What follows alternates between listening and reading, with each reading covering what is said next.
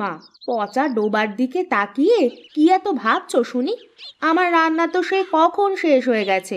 ডাকতে ডাকতে গলা একেবারে শুকিয়ে গেল, তবে ওখান থেকে নড়ছো না কেন? হ্যাঁ, না গো গিন্নি, পুকুরটার সাথে ছোটবেলার অনেক স্মৃতি জড়িয়ে আছে। বাবা বেঁচে থাকতে পুকুরে কত মাছ চাষ করেছেন। এখন দেখো পুকুরটা কেমন ময়লায় পরিপূর্ণ। তাতে হবেই বা কি? পুকুরে তো কোনোদিন একটা মাছও ছাড়লে না, তাই পাড়ার সব লোকে মিলে ময়লা ফেলে পুকুরটার এই হাল করেছে। বুঝলে গিন্নি, পুকুরটা পরিষ্কার করে মাছ চাষ শুরু করব। না থাক, তার কোনো দরকার নেই। খেয়ে দিয়ে বাজারে ফুচকা বিক্রি করতে যাও, ওটাই ভালো হবে। না না, আজ আর বাজারে যাব না ফুচকা বেচতে। কেন যাবে না কেন শুনি? কাল সব পাঁপড়গুলো শেষ হয়ে গেছে। বাজার থেকে ফিরতে অনেক রাত হয়ে গেছিল তো, এজন্য আনতে পারিনি। বিকেলবেলায় গঞ্জের হাট থেকে ফুচকার পাঁপড় কিনে এনে ভেজে রাখবো, কাল থেকে আবার বিক্রি করতে যাব। ও, বুঝেছি, তোমার তো শুধু ফাঁকিবাজি ধান্দা। কিসে কাজ করা না লাগে শুধু সেই ফোন দিয়ে আটো। ঘরে বাজার শেষ, হাটে গিয়ে মাছ তরকারি কিনে আনো। আচ্ছা আচ্ছা, ঠিক আছে, বাজারের ব্যাগটা দাও তো দেখি।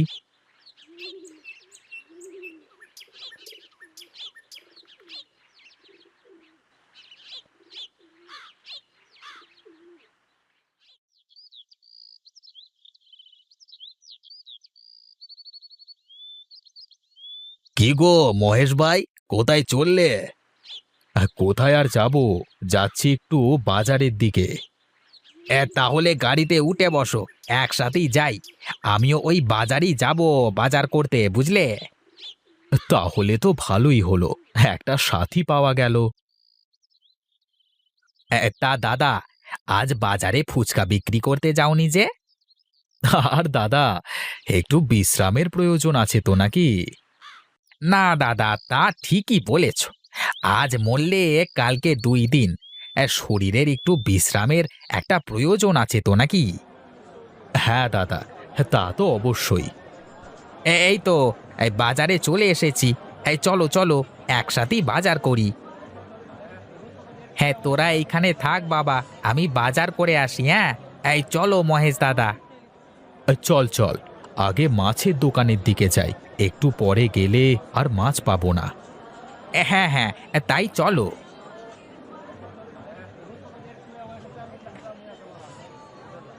এই বড় বড় মাগুর মাছ, পাঙাশ মাছ নিয়ে যান, সাথে চুনোপুঁটি, পাবদা সব আছে, নিয়ে যান নিয়ে যান। সে কি রে, এত বড় বড় মাগুর মাছ কোথায় পেলি হরি? ওই যে, ওই পাড়ার মতিনের কাছে গো দাদা। এই মতিনের বাড়ি থেকে আজকে সকালে মেরে আনলাম মাছগুলোকে। কিন্তু মতিনের তো কোনো পুকুর নেই, এত বড় বড় মাছ পেলো কোথায়? ওর বাড়ির পাশে একটা ছোট ডোবা আছে, সেটা জানতাম আমি। হ্যাঁ, এই ডোবা থেকেই ধরেছি দাদা মাছগুলোকে। বলিস কি রে, ডোবাতে এত বড় বড় মাছ হয়? তা তো জানতাম না। হ্যাঁ, বিশ্বাস না হলে তোমার ওই যে বাড়ির পাশে ছোট্ট ডোবা আছে, ওইখানে কিছু মাছ রেখে দেখোই না কি হয়। হ্যাঁ, তুই খারাপ বলিসনি, কিন্তু মাছের পোনা কোথায় পাবো বল দেখি? হে, তুমি কোনো চিন্তা করো না, তোমার কটা লাগবে শুধু আমাকে বলো, আমি তোমার বাড়িতে গিয়ে দিয়ে আসবো। তা আমার ওই ডোবায় কতগুলো মাছ দেওয়া যাবে বলতো? তোমার তো অনেক বড় ডোবা, 200 পোনা ভালোভাবে ছাড়া যাবে, বুঝলে? আচ্ছা ঠিক আছে, তুই কালকে আমার ডোবায় 200 পোনা ছেড়ে দিয়ে আসিস, কেমন? ঠিক আছে দাদা, আমি কাল সকালেই যাব। আর এখন তুমি একটা কাজ করো দেখি, এই বড় মাগুর মাছটাকে নিয়ে যাও। আচ্ছা আচ্ছা ঠিক আছে, দে তাহলে।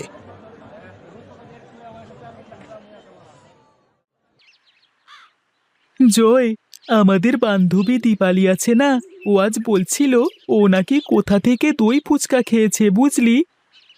দই ফুচকা? সেটা আবার কি? আরে বোকা, তুই কোনোদিন দই ফুচকার নাম শুনিসনি?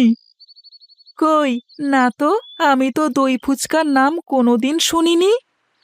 শিমুলতলির হাট আছে না, শুনেছি ওখানে নাকি এক কাকু এই দই ফুচকা বিক্রি করে। লোকজন এই দই ফুচকা খাওয়ার জন্য লাইন লাগিয়ে দাঁড়িয়ে থাকে। বলিস কি রে, ফুচকা খেতে লোকে লাইন দিয়ে দাঁড়িয়ে থাকে? হ্যাঁ রে, তাই তো শুনেছি।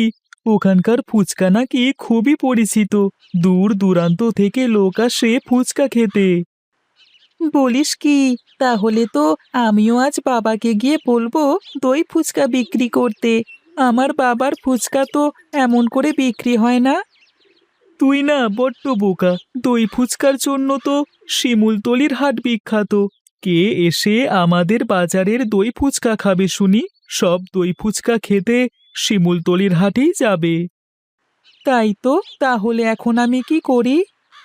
অন্য কিছু দিয়ে ফুচকা বানাতে হবে, যাতে আমাদের হবিগঞ্জের হাটের নাম চারিদিকে ছড়িয়ে পড়ে, হবিগঞ্জেও স্পেশাল ফুচকা পাওয়া যায়। ঠিক আছে, আমি ভেবে দেখি কি করা যায়। তুইও একটু ভেবে দেখিস কেমন? বাড়ির কাছে চলে এসেছি, তুই যা, কাল আবার পাঠশালায় দেখা হবে।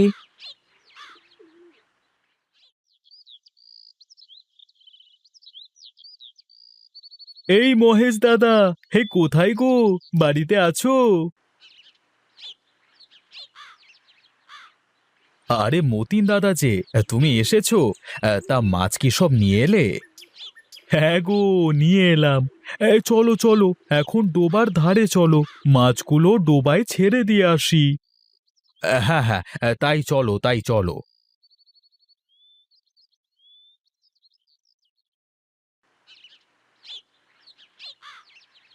দাদা, তোমার পুকুরে অনেক খাবার আছে, মাছগুলো খুব তাড়াতাড়ি বড় হয়ে যাবে মনে হচ্ছে, বুঝলে? বলো কি? তাহলে তো অনেক ভালো হবে। ছাড়ো ছাড়ো, মাছগুলো ছাড়ো দেখি পুকুরে। তা তোমার ক টাকা হলো মতিন দাদা? 2000 টাকা। এই নাও দাদা টাকা। তাহলে আমি এখন আসি দাদা। আচ্ছা ঠিক আছে, এসো তাহলে।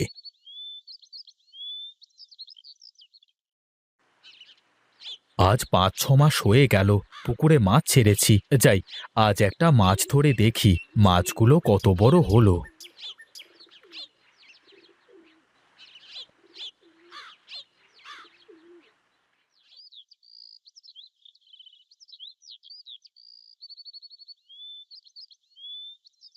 আরে, এই তো মনে হচ্ছে মাছে টোপ গিলেছে।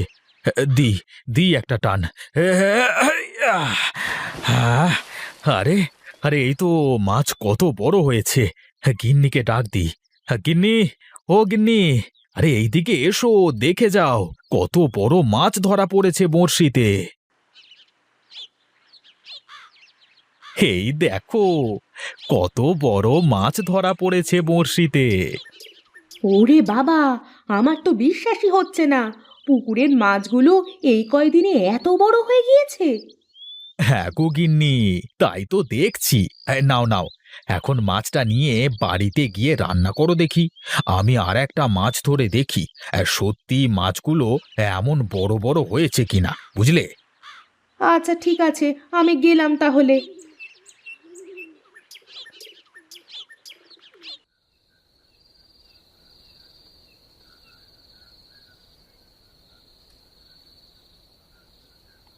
বাহ গিন্নি, হ্যাঁ মাছের তো সেই স্বাদ। দাও দাও, আমাকে আর দুটো মাছ দাও। তা শুনছো, এতগুলো মাছ কি করি বলো তো? এত মাছ তো আর খাওয়া সম্ভব নয়, আবার রেখে দিলেও তো মাছগুলো নষ্ট হয়ে যাবে।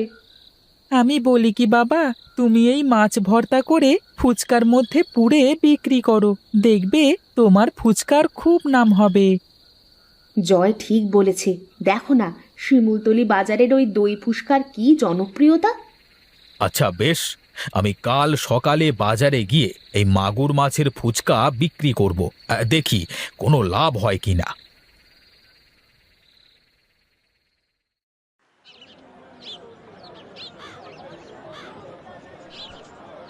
আরে বাহ দাদা, আরে আজকের ফুচকা তো সেই স্বাদ হয়েছে গো। তা কি দিয়ে বানিয়েছো? আমি তো ফুচকাতে মাছের স্বাদ পেলাম গো। তবে কি তুমি ফুচকাতে মাছ মিশিয়েছো দাদা? হ্যাঁ দাদা, এটা হলো মাগুর মাছের ফুচকা। বলো কি দাদা, মাগুর মাছের ফুচকা? হে, বেশ লেগেছে কিন্তু খেতে।